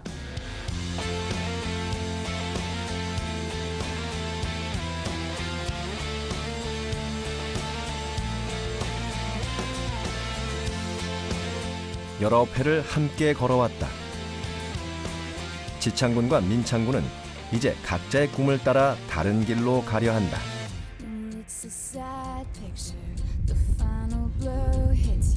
보인다. 빨간 빛이. 그러면 보이잖아. 인생의 갈림길에 서서 맞이하는 태양. 어디에서 무엇을 하든지 저 태양빛처럼 서로를 밝게 비춰줄 거라 쌍둥이 형제는 믿고 있다.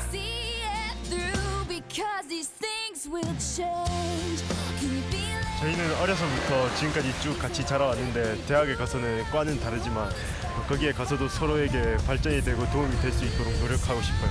네, 그리고 저희 모두 다 공통적으로 교수가 되어서 나라를 이끌어가 인재들을 양성하는 게 꿈이에요.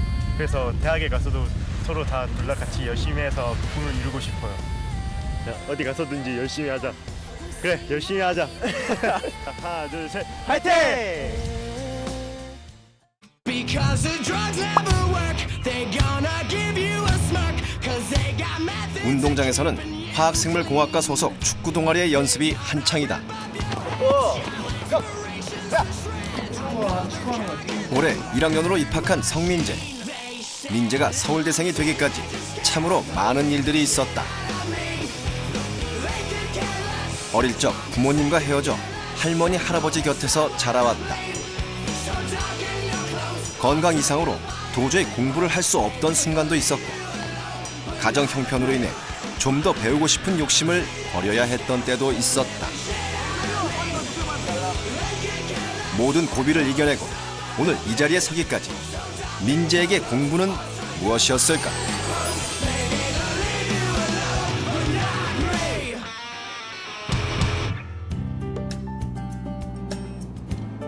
집으로 가는 버스 안. 자리에 앉기가 무섭게 영어책을 꺼내더니 민재는 이내 공부를 시작한다. 버스에서 공부하는 것은 고등학교 때부터 계속되온 민재의 오래된 습관 중 하나다.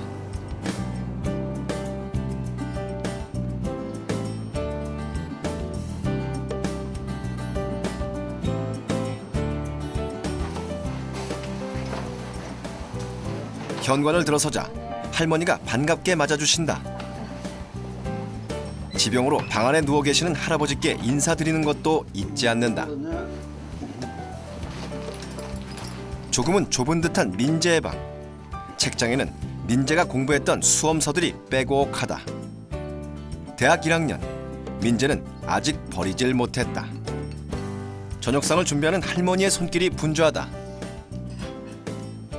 신부전증으로 인해 염기 있는 음식을 드시지 못하는 할아버지. 상을 따로 차리다 보니 식탁에는 민재와 할머니 둘뿐이다. 식사가 끝난 뒤 설거지를 시작하려는 할머니를 말리는 민재. 요즘 설거지는 민재 차지였다. 할머니들 좀 많이 도와주고 그래요?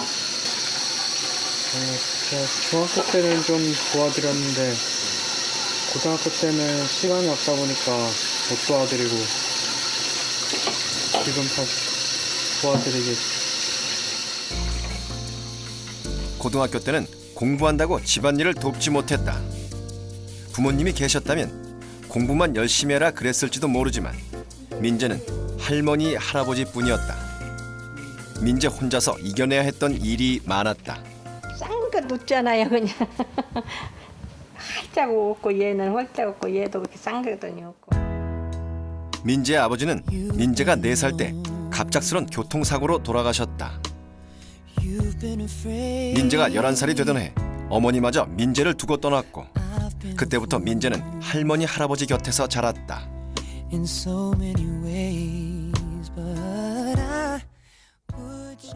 어머니와의 이별 후 민재는 갈수록 웃음을 잃고 감정 표현을 잘 하지 않는 아이가 되었다. 다른 친구들과 너무나 다른 가정 환경. 자신의 처지를 비관한 민재는 갈수록 말을 잃어갔다. 민재야 밥 먹어라. 중학교 시절 민재는 컴퓨터 게임에 빠져들기도 했다. 하루 종일 게임을 하다가 방 밖으로 나오지 않는 날도 있었고 새끼를 꼬박 굶은 채로 컴퓨터 앞에 앉아있기도 했다. 밥 먹어라. 밥 먹고 해라잉. 게임을 하며 현실에서 도망치려는 손자를 보며 가장 괴로웠던 것은 할머니였다. 하나 요거라도 먹어라. 하루 종일 굶고 있는 손자를 보다 못해 컴퓨터 앞으로 식사를 가져다주면 민재는 그제서야 밥을 먹었다.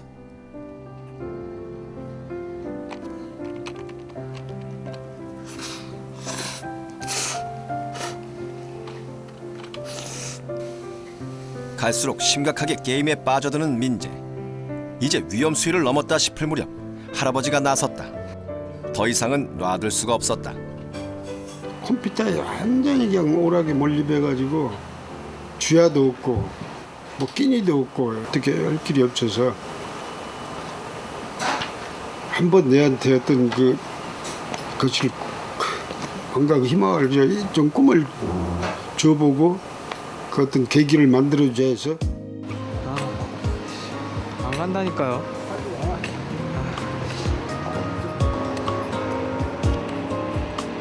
가기 싫어하는 손자의 손을 잡고 나선 길.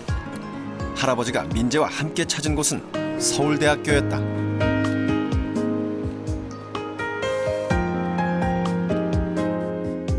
넓은 세상, 저마다 제 몫의 삶을 살기 위해 노력하는 젊은이들. 미래에 대한 기대와 설레임으로 충만해지는 기쁨.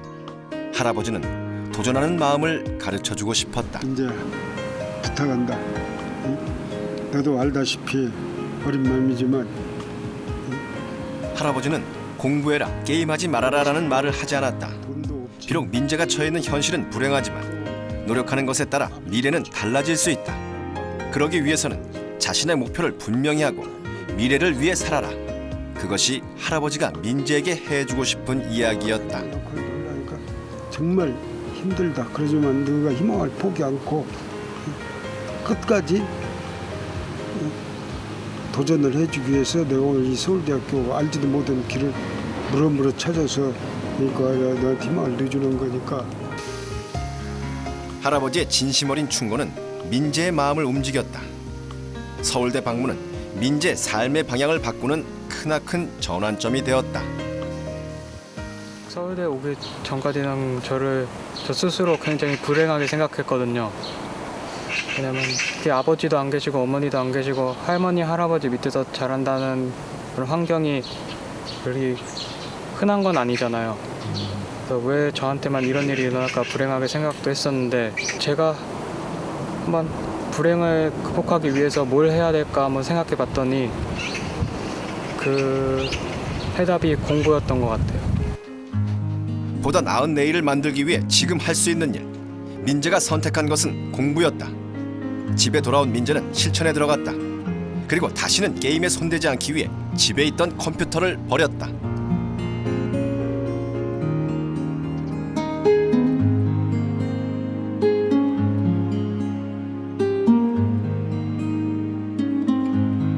이제 막 결심한 공부. 의욕은 높았지만 막막하기만 했다.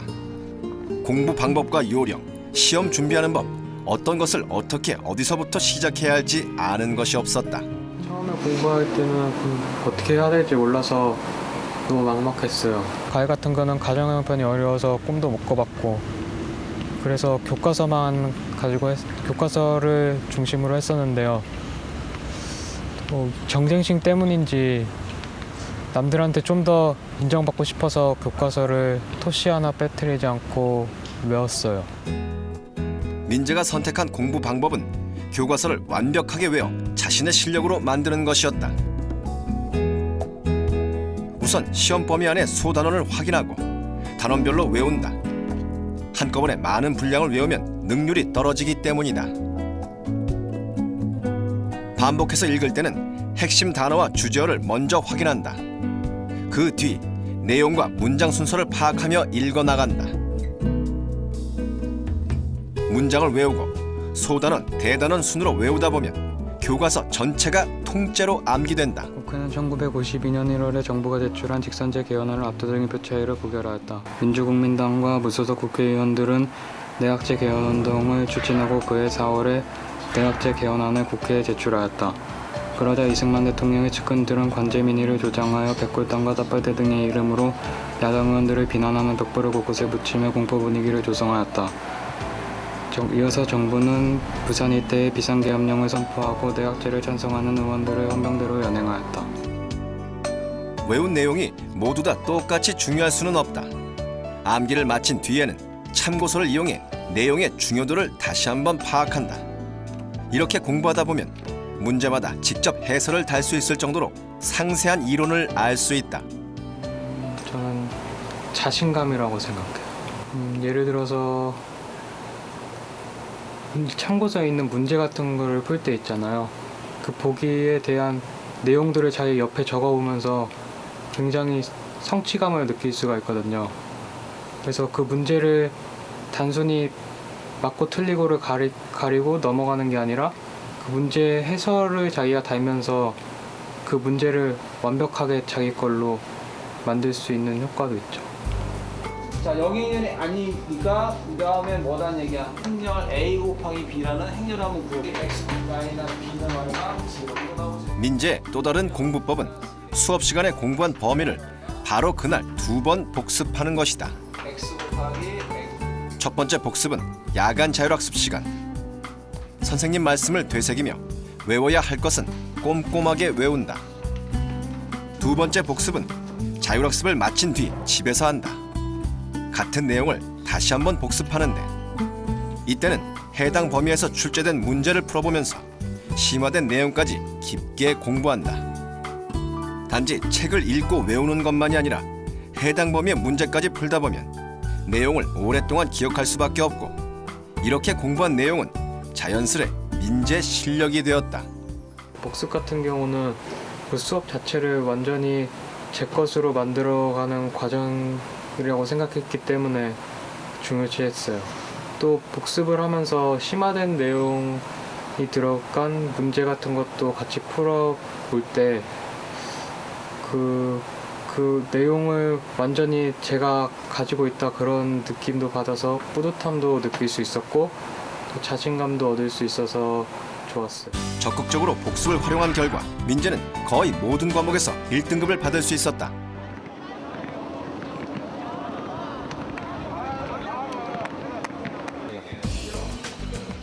방학을 맞아 선생님들께 인사를 드리기 위해 오랜만에 고등학교를 찾은 민재. 민재 왔니? 잘 지냈니? 네. 그거 어떻게 학교 생활은 잘하고? 네. 일단 여기 좀 앉아. 민재가 제일 먼저 찾아가 인사를 드린 분은 안은주 선생님. 민재 2학년 때 담임 선생님이셨다. 주로 그 많은 시간을 어떻게 보냈어? 그게 궁금해 정말. 선생님이 기억하는 민재는 어떤 학생이었을까? 자기 자신을 막 채찍질 해가면서 독하게 공부하는 모습은 있었어요. 그러니까 담임 입장으로서 그렇게 열심히 공부하는 모습이 보기도 좋지만 한편으로는 그 시기에 조금씩은 누려야 되는 그런 부분들을 누리지 못하고 가는 모습이 조금 안타깝기도 하고.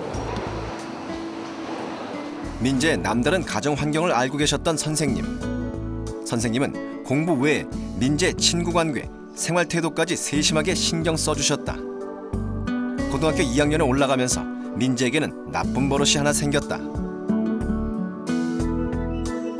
공부할 때마다 자꾸만 손톱으로 손을 긁어 손가락에 상처를 내기 시작했다. 굉장히 아팠죠.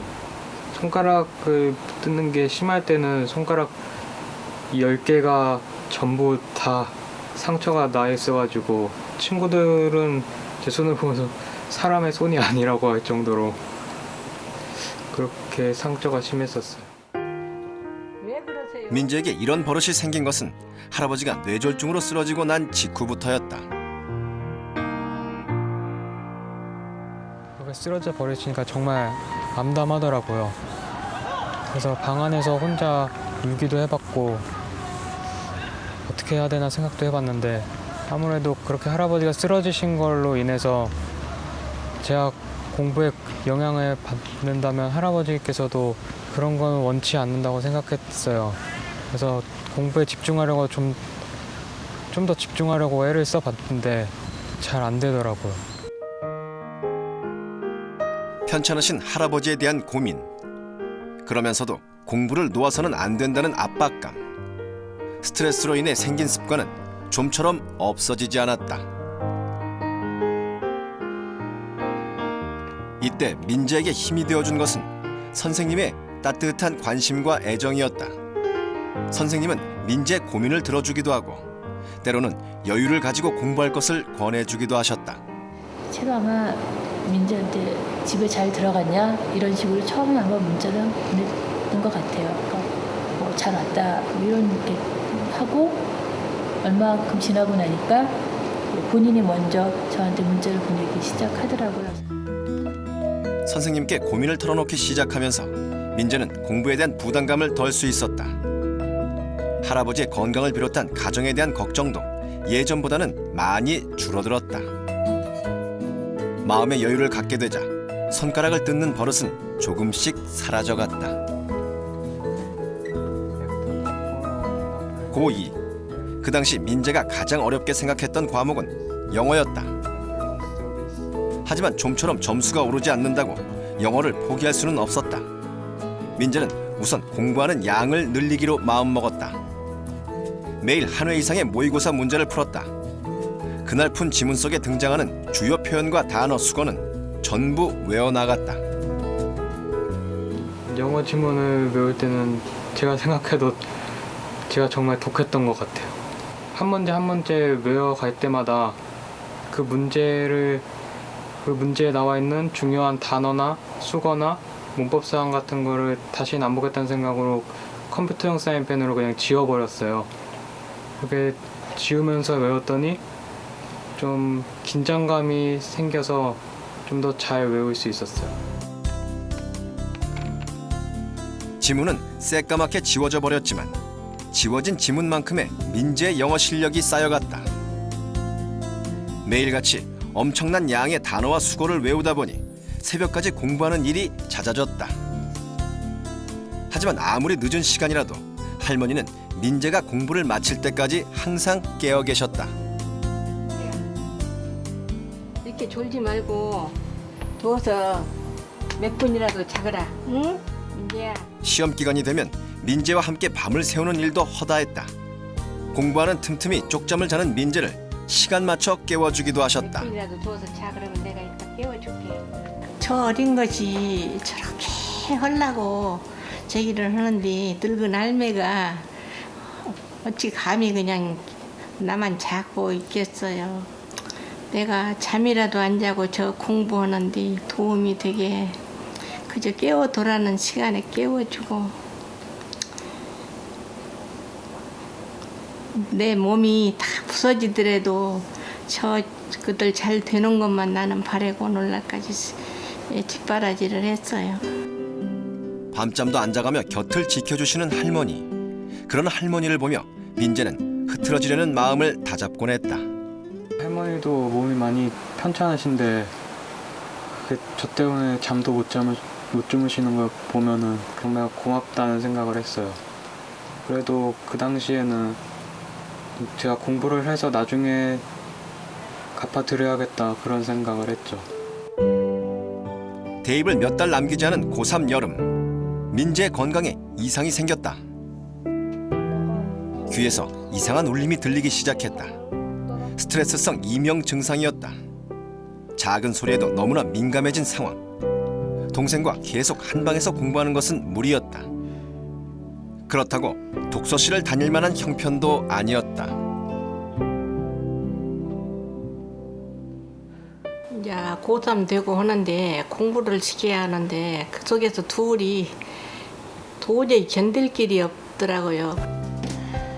가족들은 민재가 조금이라도 편한 환경에서 공부할 수 있는 방법을 고민했다. 가족들은 거실에 커튼을 쳐 새로운 방을 만들었다. 동생은 수능을 앞둔 형을 위해 기꺼이 공부방을 양보하고 거실에서 생활했다. 임시 방편으로 마련한 방. 하지만 민재와 동생 모두 자기만의 공간에서 공부할 수 있다는 장점이 있었다.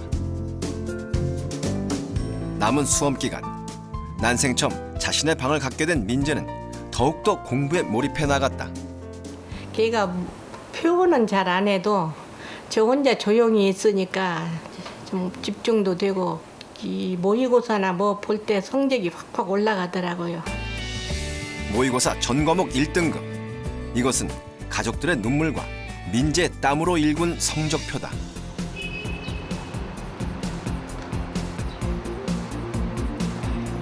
오랜만에 고등학교 시절 친구들과 만나기로 한 민재. 오랜만이야. 야, 너 머리 짱 많이 길렀다.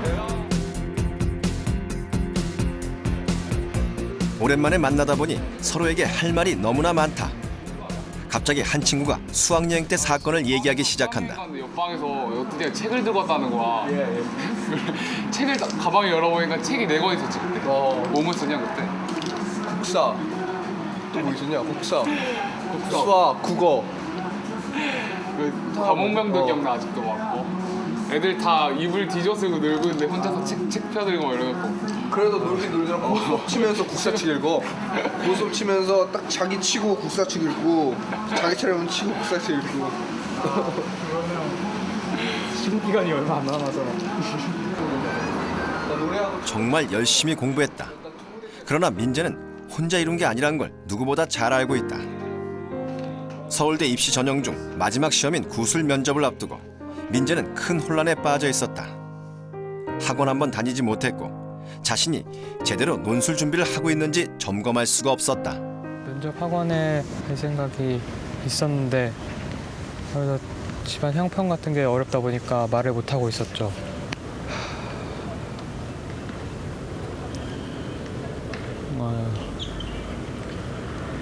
돈이 없는 게 이런 느낌이구나. 저를 약간 비참하게 생각했던 것 같아요. 구술 시험을 5일 앞둔 상황. 논술 시험을 위해 많은 학생들이 학원을 다닌다는 것을 알게 된 할아버지는 불편한 몸을 이끌고 직접 강남에 있는 학원을 찾았다. 그토록 최선을 다해 공부해왔던 손자인데 민재 대학 합격을 위해서라면 동량을 해서라도 가르치고 싶었다. 그렇게 해줬으니까 뭐라고 뭐 감사를 드리. 애들은 할아버지는 게 아파서 있고 어떻게 돈은 없고. 참 죄송한 말씀인데 할아버지 된 입장에서 아무리 한편이 어려워도 또 논술을 한번 처음이자 마지막으로 한번 시킬 각오를 가지고 여기까지 찾아왔습니다. 어려운 가정 형편과 지금의 상황을 이야기하자 학원에서는 민재 사정을 참작해 학원비를 할인해주고 논술 수업을 들을 수 있게 해주었다. 이렇게 염치를 불고 오고 말씀드리는 겁니다. 여기까지 왔는데 저희도 한번 아이를 보면서 마지막 준비를 해보도록 하죠. 뭐. 서울대 입시에서 논술이 되게 5일 남은 면접. 어쩌면 마지막 기회일지도 모르는 일. 손자에게 해줄 수 있는 마지막이라고 생각하니 그 어떤 일도 할 수 있을 것만 같았다. 우리가 뭐 굶더라도 좀 딴다 돈을 못 쓰더라도 이거 하나만 마지막으로 해주고 그리고 최선을 다하고 떨어지면 그 후회는 없잖아요. 근데 주변의 사랑과 정성 그리고 본인의 노력으로 민재는 결국 서울대 4년 장학생이 되었다. 뭐 고생은 다 어디로 간 것 같고 날아갈 것 같은 오직 하면 이 빌라에서 우리가 이렇게 가난하고 이렇게 관리비도 못 내는 그런 집에서 서울대 갔다 오니까 동네 이 빌라에서 프랑카트를 해주었어요.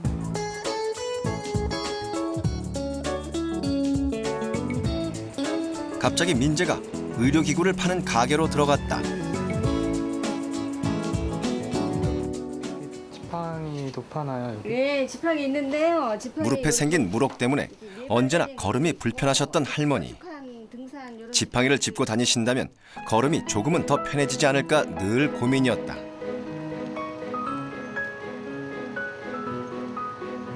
몇 번을 망설이다 결국 민재는 할머니께 지팡이를 선물했다. 한 번은 감사하다는 마음을 표현하고 싶었다. 우리 민재가 어이구 선물 사왔구나 할머니 짚고 다니라고. 아이고 착한 거. 빠지게도 되어 있고 저게. 지팡이를 건네자마자 너무나 환해지는 할머니 얼굴에 진작 사드리지 못한 것이 오히려 죄송스럽다. 바라는 것 하나 없이 키워온 손자인데 뜻밖의 선물에 할머니는 기분이 날아갈 것 같다. 나는 바라는 거 없습니다. 내가 열심히 공부해서 지 앞길 저기 하는 거지. 내가 뭐 돈 벌어서 나 호강시켜주고 저기 하는 거 하나도 안 바래요. 여태까지 받은 은혜를 다 평생 산다고 해도 갚을 수는 없겠지만 그래도 최대한 많이 갚을 수 있도록 오랫도록 사셨으면 좋겠어요. 부모님이 계시지 않았고 가정 형편도 넉넉치 못했다. 하지만 민재는 가난한 소년이 아니었다. 민재에게는 할머니 할아버지가 계셨고 공부를 향한 뜨거운 열정과 의지가 있었다. 가정 형편이 그렇게 좋은 것도 아니고 몸이 그렇게 좋은 것도 아닌데 어떻게 보면 그런 상황들을 좀 불행하게 볼 수도 있겠지만 또 다른 한편으로는 그런 상황들이 저를 여기까지 이끌었다고 생각해요. 그래서 저는 어떤 어려움이든 그걸 자기가 극복할 수 있다는 의지만 가지고 있다면은 그 불행을 행복으로 바꿀 수 있을 거라고 생각합니다. 불행을 행복으로 만들기 위해 공부를 선택했던 소년. 때로는 힘겹고 고단한 순간도 있었다. 하지만 그 순간을 넘어선 소년에게 공부는 빛나는 미래를 열어줄 희망의 열차 티켓이었다.